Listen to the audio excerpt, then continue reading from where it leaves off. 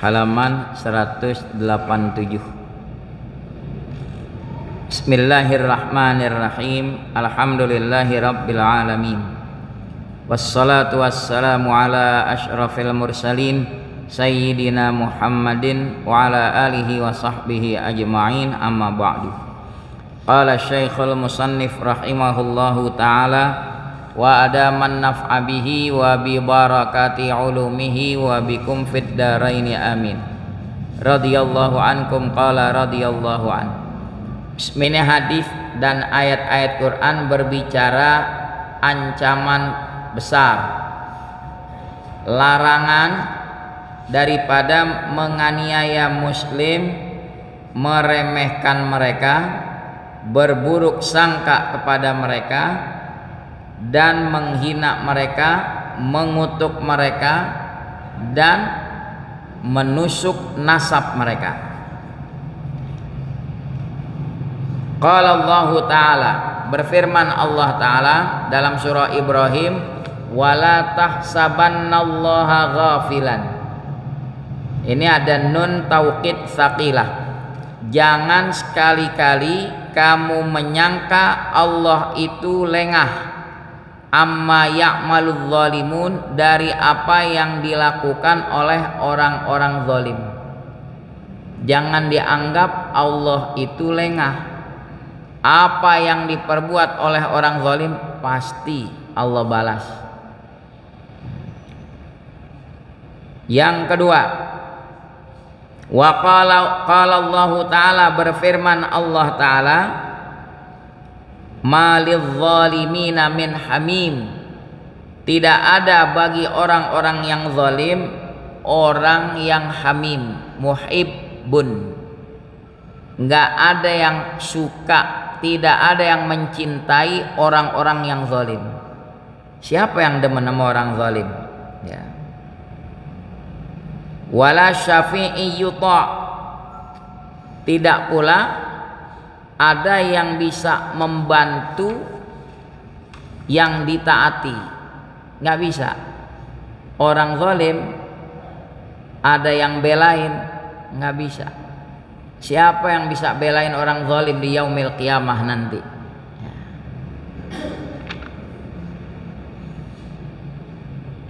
Andai kata lau syafa'u fardon lam yukbalu. Andai kata, ini bicara andai kata, tuh patung-patung berhala yang mereka sembah bisa kasih syafaat, tetap kagak keterima. Ya. Begitu ayat yang kedua dalam surah Ghafir ayat 18.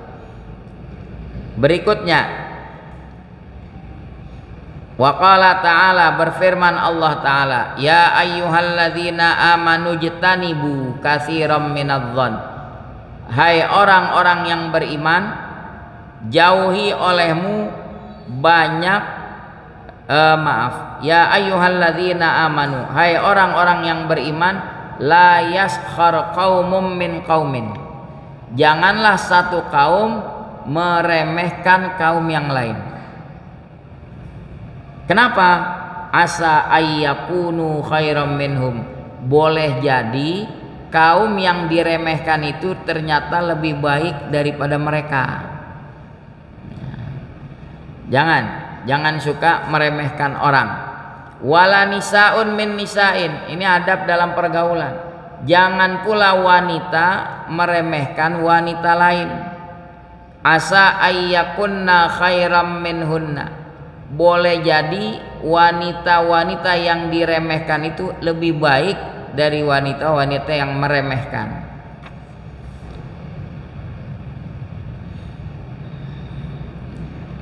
Wala apa tadi?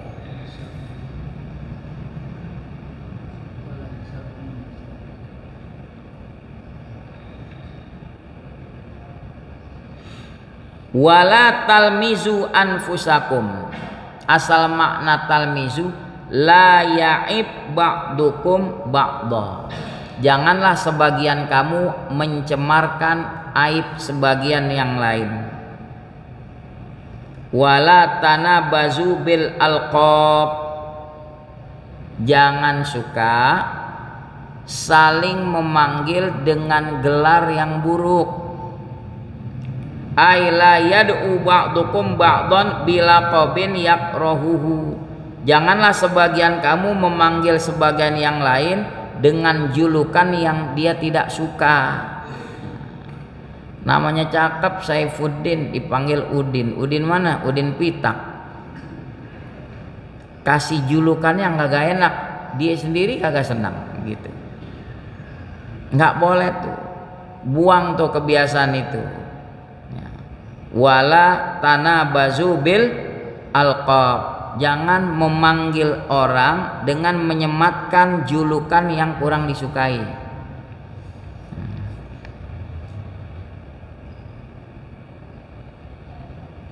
Bagaimana ada kisah Hatim al-Asam, julukannya si budak, padahal dia kagak budak. Di dalam kitab Nasaihul Ibad ada kisahnya, sebab-sebab dijuluki si budak, si tuli. Hatim ini seorang alim. Ada seorang wanita datang bertanya tentang suatu hukum, tanpa sengaja kentut. Malu itu wanita, depan orang alim kentut, pret. Untuk menghilangkan rasa kaku, Hatim al-Asam tidak mau mempermalukan wanita ini. Dia bilang, "Ibu maaf, boleh diulang pertanyaannya, agak kurang jelas." Si wanita itu menyangka, untung Syekh Hatim rada budak, dia kagak denger kentut saya.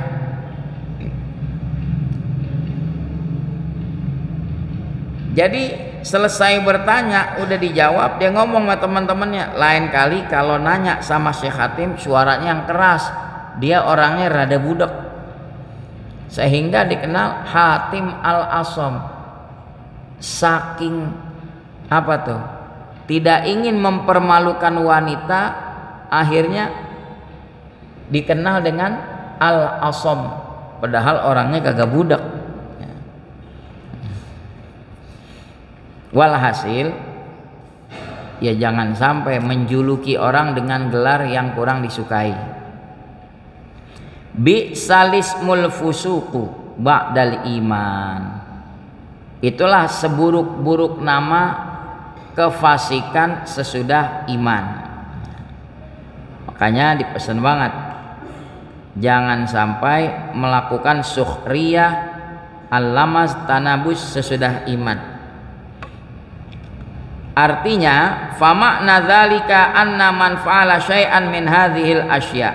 Siapa yang melakukan daripada sesuatu yang dilarang, allati nuhiya anha, fahuwa fasik, maka itu orang fasik. Menyapa orang dengan julukan yang kurang disukai, itu fasik. Begitu juga saling mencemarkan aib, fasik juga. Meremehkan, fasik juga. Wa man lam yatub, siapa yang tidak tobat, faulaika humudz zalimun, orang ini namanya orang yang zalim.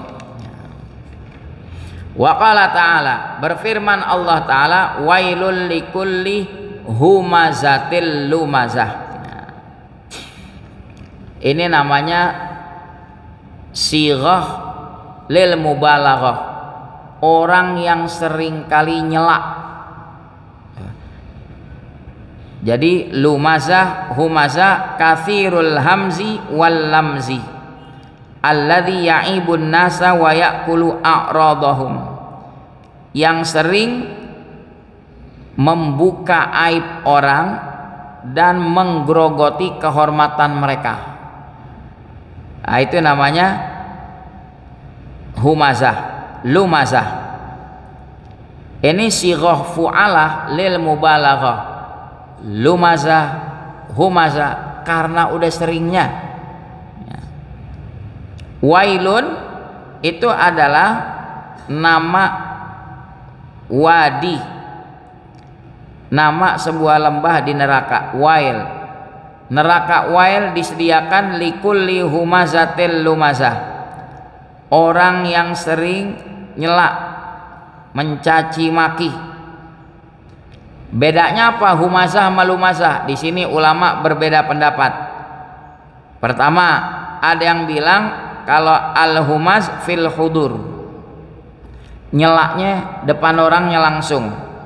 Wal lumaz fil ghaibah, dia nyelaknya di saat orang tersebut kagak ada. Sama-sama salah, kagak boleh. Wakila bil aks, ada yang bilang sebaliknya. Ada yang kata al-hamaz fil ghaibah, al-lamaz fil hudur. Wakila, pendapat kedua, al-hamzu bil yadi wal ain, meremehkannya pakai tangan dan pakai mata. Sorot matanya, mata merendahkan orang, itu humazah. Atau pakai tangan, giliran sama yang lain ramah, giliran saudara sendiri didorong. Kenapa? Dianggap apa? Miskin, bajunya kumal, dorong. Walamzu bil lisan. Adapun al-lamaz pendapat kedua bilang nyelaknya lewat lidah, merendahkannya. Ketiga, ada yang berpendapat humasawa, dia juga. Ya. Ayat ini turun berkenaan seorang bernama Akhnas bin Syuraik. Ini orang munafik bang. Kerjaannya nyelak Nabi. Li'annahu kana katsiral waqi'ah finnas. Dia seringkali menuduh orang. Ya. Ada lagi yang bilang ayat ini berkenaan tentang Umayyah bin Khalaf. Ada lagi yang ketiga bilang ayat ini berkenaan tentang Walid bin Mughirah. Walhasil al-ibratu bi umumil lafzi. Yang bisa diambil pelajaran, lafaz ini umum. Siapapun yang suka mencaci maki, mencela, entah dengan sorot mata, entah dengan tangan, itu kena ancaman yang tadi. Azabun hasidun likulli manit tasofa bihadhihi sifat. Azab yang didapat bagi setiap yang bersifat tadi. Humazatil lumazah. Wa qala ta'ala, berfirman Allah Ta'ala dalam surah Al-Hujurat, ya ayyuhalladzina amanu jtanibu katsiran minadh-dhann.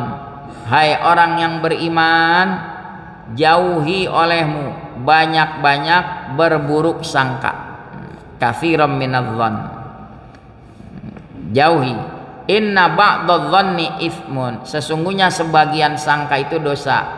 Sangka dosa yang mana? Berburuk sangka.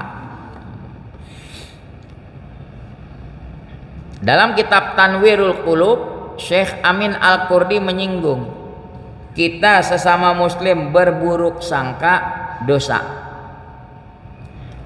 Kalau seorang muslim berburuk sangka kepada Nabi bukan dosa lagi, kata kitab Tanwirul Qulub. Murtad, kufur. Amin, Nabi berburuk sangka bukan dosa lagi, murtad, keluar dari Islam. Bagaimana bisa syahadatnya dia asyhadu alla ilaha illallah wa asyhadu anna muhammadar rasulullah, tapi dia berburuk sangka pada Nabi, kepada keluarga Nabi. Hati-hati itu. Lebih haram lagi berburuk sangka kepada Nabi. Ini kadang-kadang baca buku terpengaruh dengan orientalis barat. Iya, kok Nabi Aisyah dikawinin masih kecil-kecil begitu? Tuduhan orientalis apa? Maniak seks katanya. Hati-hati kita kaum muslimin, jangan terpengaruh dengan jargon seperti itu. Jauh Nabi dari tuduhan buruk itu. Siti Aisyah dinikahi usia 6 tahun, tapi didukhul pada saat usia 9 tahun. Artinya usia di mana wanita sudah dewasa, karena keluar haid secepat-cepatnya usia 9 tahun. Nabi wafat usia Aisyah berapa? 18 tahun. Ya. Jadi jangan termakan dengan provokasi mereka. Kemudian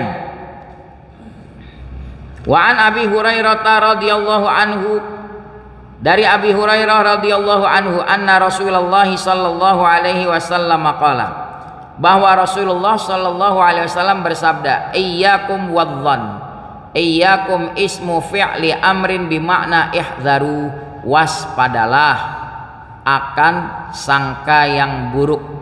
Fa inna dhanna akdzabul hadits, sangka yang buruk itu adalah sedusta-dusta bisikan nafsu. Hadis di sini yang dimaksud hadisan nafsi, sedusta-dusta bisikan nafsu. Selanjutnya, hadis tadi disepakati oleh Bukhari Muslim, diriwayatkan oleh Malik, Ahmad, Abu Daud dan Tirmidzi. Wal makna hadis itu, ihzaru ayyuhal muslimuna min su'idz dhanni fi ghairi ahli ribah. Hati-hati wahai muslimin, berburuk sangka pada orang yang tidak semestinya diragukan. Orang muslim soleh baik-baik dicurigai dosa itu. Fafil hadis, maka di dalam hadis ini tahdzirun min su'idz dhann, ya, peringatan daripada buruk sangka.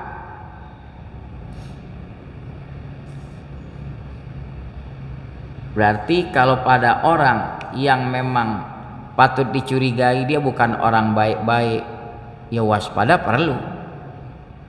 Buruk sangka enggak, tapi waspada tetap perlu.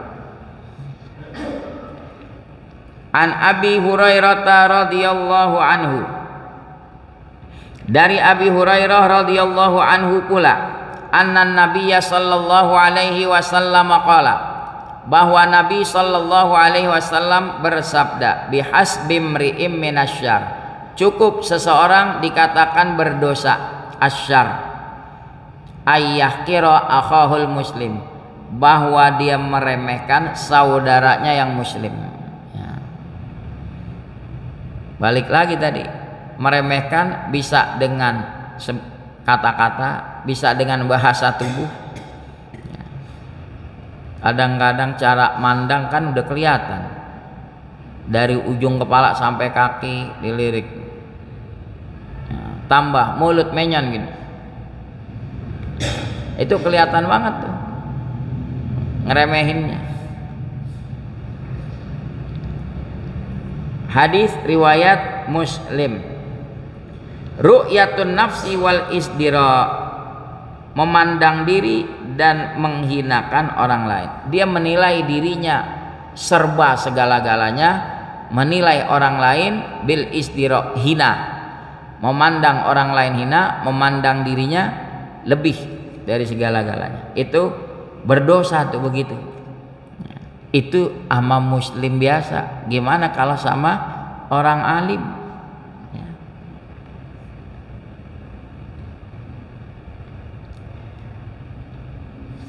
Hadis riwayat Muslim. Wa an Tsabit bin Dhahhak radhiyallahu anhu qala, dari Tsabit bin Dhahhak radhiyallahu anhu dia berkata, qala Rasulullah sallallahu alaihi wasallam, bersabda Rasulullah sallallahu alaihi wasallam, la'nul mu'min ka qatlihi, menglaknat mukmin sama seperti membunuhnya. Maksudnya gimana? At-tardu min rahmatillah, yang namanya melaknat menjauhkan mukmin dari rahmat Allah. Wa yahrumu la'nul mu'minil muayyan, haram mengutuk mukmin tertentu. Bagaimana kalau melaknat kafir tertentu? Khilaf. Ada yang bilang boleh, ada yang bilang kagak. Wal jumhur alal man'i, mayoritas ulama bilang nggak boleh. Idla yudro bima yuhtamu lahu, karena nggak diketahui Ya, itu kafir tertentu kalau kita kutuk boleh jadi di akhir hayat dia husnul khotimah beriman. Ya. Adapun mengutuk kafir dengan cara yang umum itu nggak apa-apa. Wa amma la'nul kafiri bi tariqil umum fahuwa jaizun kala'nil usad bi tariqil umum, seperti mengutuk ahli maksiat dengan cara yang umum. Contohnya firman Allah, ala la'natullahi 'alal zalimin. Ketahuilah kutukan Allah buat orang yang zalim. Ya siapapun kalau zalim kena. Dia nggak nyebut namanya kan. Ala la'natullahi 'ala fulan bin fulan. Itu kagak boleh. Tertuju khusus. Kalau kepada sifatnya, ala la'natullahi 'alal zalimin. Kutukan Allah buat siapapun yang zalim. Itu boleh begitu. Nah, jadi balik mengutuk mukmin berdosa seperti membunuh mukmin itu sendiri. Hadis riwayat Bukhari dan Muslim. Wa an Ibnu Mas'ud radhiyallahu anhu qala, dari Abdullah bin Mas'ud radhiyallahu anhu berkata, qala Rasulullah sallallahu alaihi wasallam, bersabda Rasulullah sallallahu alaihi wasallam, laisal mu'minu bit-ta'an, bukanlah yang namanya sosok muslim itu ta'an, suka mengecam, walal la'an, suka melaknat, walal fahish, juga keji, walal badhi, juga berkata kotor, ngomongnya cabul. Bukan sosok mukmin begitu. Mukmin yang sempurna tidak seperti itu. Wa'lam annal mu'min la yakunu la'anan. Ketahuilah mukmin bukan tipe pengutuk. Kama la yakunul la'anu siddiqan. Sebagaimana orang yang tukang mengutuk tidak disebut orang yang jujur. Wal la'anuna la yakununa syufa'a wala syuhada yaumal qiyamah. Yang sering mengutuk tidak menjadi pemberi syafaat, tidak pula mati syahid di yaumil qiyamah. Bahkan Allah jauhkan nanti dari kedudukan orang abror yang saleh. Jadi fatuba li abdin tajannabas sab, beruntunglah hamba yang menjauhi caci maki. Wa nadhrun li akhihi bi ainil kamal, dan dia memandang saudaranya dengan mata kesempurnaan. Wa awwada lisanahu hamidal kalam, dia membiasakan dirinya terpuji, kata-katanya bagus, thayyibal qaul, tidak kotor, tidak cabul. Ini yang kita prihatinkan hadirin. Generasi-generasi muda itu kata-kata cabul tuh biasa lalapan. Kadang-kadang anak SD kita dengarnya juga jengah. Ya, nggak jauh dari gituan caci makinya. Ya. Hatta kalimatnya dibalik-balik, maksudnya gitu. Nama binatang disebut, ya. Kadang-kadang dibalik, jaing gitu. Ya orang paham maksudnya.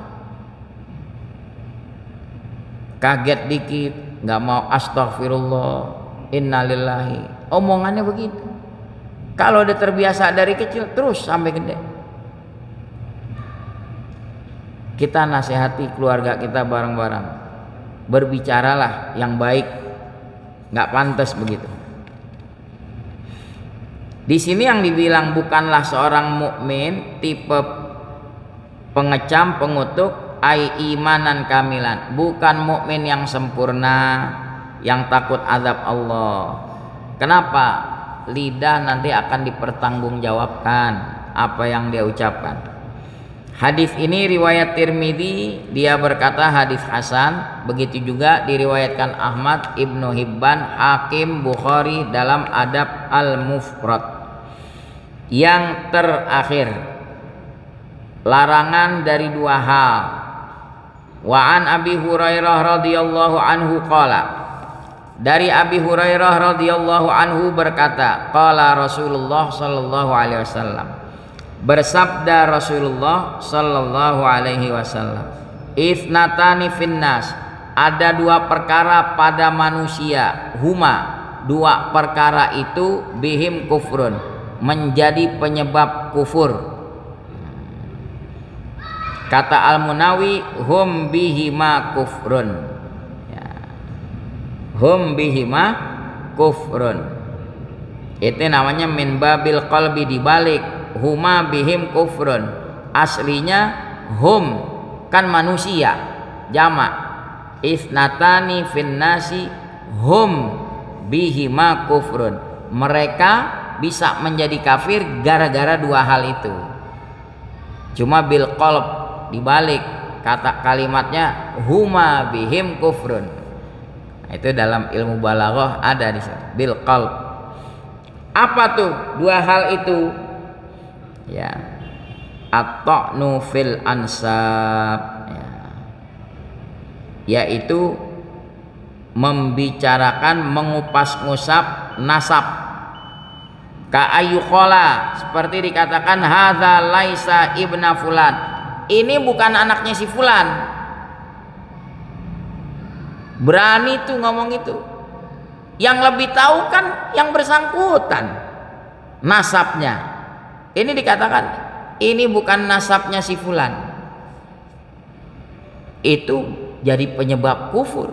Bagaimana kalau menuduh Ba'alawi yang jelas-jelas keturunan dari Rasulullah, dari jalur Sayyid Ahmad bin Isa Al-Muhajir, dia katakan dengan demikian tidak terhubung Ba'alawi dengan nasab Rasulullah, ya.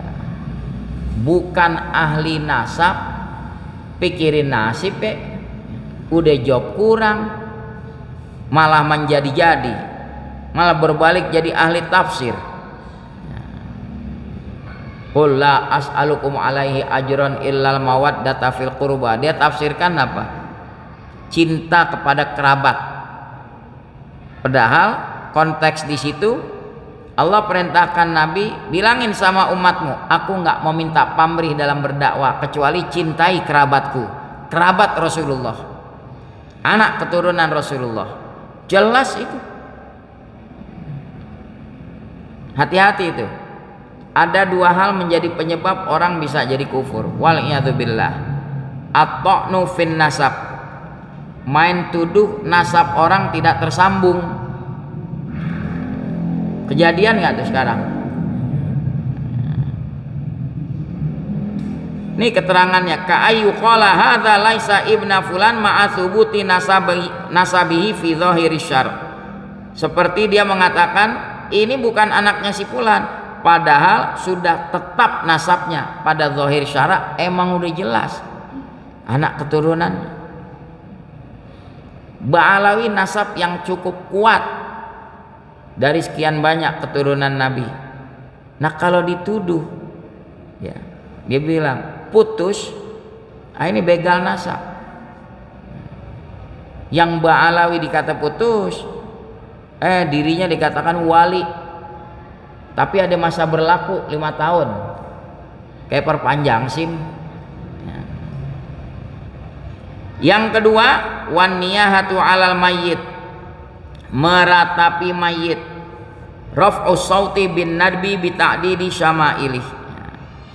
Jangan, itu diharamkan. Kalau mayit keluarga kita wafat, sedih boleh, nangis boleh, yang kagak boleh meraung-raung begitu, membangkit-bangkit si mayit. Ya Allah, gini hari pakai meninggal lagi, anak lagi butuh-butuhnya biaya sekolah. Jangan, nggak boleh niyahah. Hadis riwayat Muslim dan Ahmad. Mudah-mudahan Allah pelihara kita dan keluarga kita biar tetap mencintai Rasul dan juga anak keturunan Rasul. Bismillahirrahmanirrahim. Alhamdulillahirabbil alamin. Allahumma shalli ala sayyidina Muhammad wa ala alihi wa sahbihi ajma'in.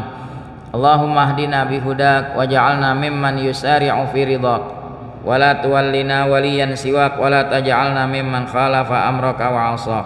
Hasbunallahu wa ni'mal wakil. La haula wa la quwwata illa billahil aliyyil azim. Wa sallallahu ala sayyidina Muhammad wa ala alihi wa sahbihi wa sallam walhamdulillahi rabbil alamin.